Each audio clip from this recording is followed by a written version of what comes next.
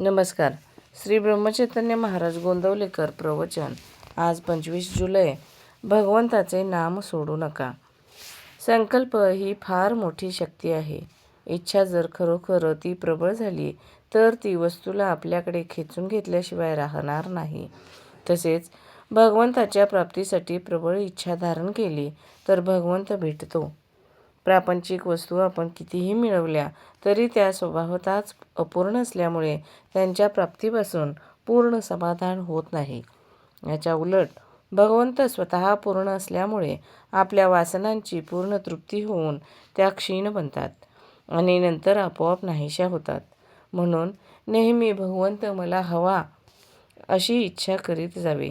त्याचे नाम घेणे म्हणजे तू मला हवास असे म्हणणेच होय. खऱ्या प्रेमाने जर आपण आपला भार रामावर टाकला तर तो नेहमी आपल्या कल्पनेच्या बाहेर गोष्टी घडवून आणतो. आपला देह आणि प्रपंच भगवंताच्या सत्तेने चालतो. ही जाणीव सतत ठेवून जगात वागावे म्हणजे आपल्याला कधी कमी पडणार नाही. नामात एक विशेष आहे.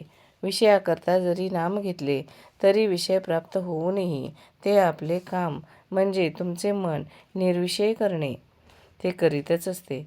म्हणून कशाकरता का होईना नाम घ्या, पण निर्विषय होण्याकरता घेतले तर काम शीघ्र होईल. साधन तेच आणि साध्यही तेच. नामच एक सत्य आहे, या परते दुसरे सत्य नाही, या परते दुसरे साधन नाही, असा दृढ भाव असावा. आपण कोणाचेही कृत्य करीत असताना ज्याकरिता ते आरंभले ते तसे नेहमी आपल्या डोळ्यासमोर असते.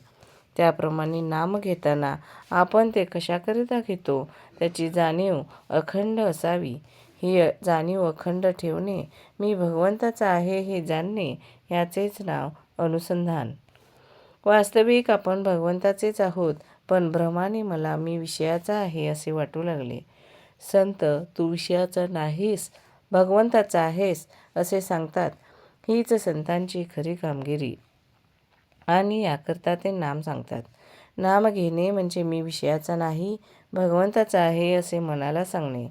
मनात जशी जाणीव उत्पन्न करणे, ही जाणीव टिकवण्याकरता पुन्हा पुन्हा मनाला तेच सांगणे म्हणजे तेच नाम सतत घेणे.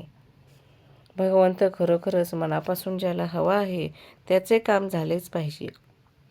आपल्याला जगातला मान, लौकिक, पैसा, विषय इत्यादी काही नको असे वाटते का?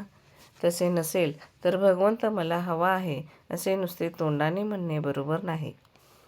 ज्याला भगवंताचे प्रेम जोडायचे असेल त्याने जगाचा नाद सोडायला पाहिजे. जगाच्या मागे लागाल तर आपले साधन बुडवून बसाल. तुम्ही सतत भगवंताचे नाम घ्यावे आणि मनापासून भगवंताला आळवावे. तुम्ही कितीही पतित असला तरी पावन होऊन जाल, हा माझा तुम्हाला आशीर्वाद आहे.